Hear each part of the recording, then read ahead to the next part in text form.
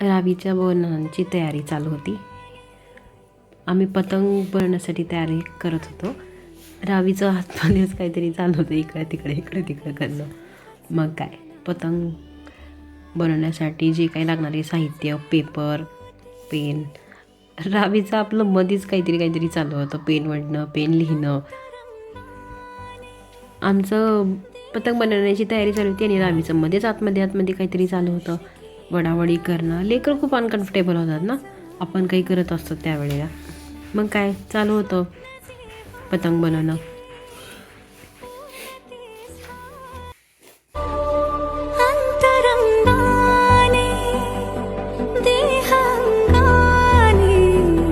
स्पर्श केला वाटे स्वर्गाचा आला हाताला.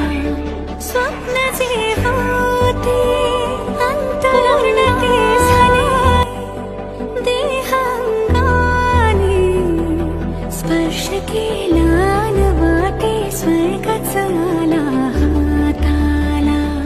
स्वप्न जे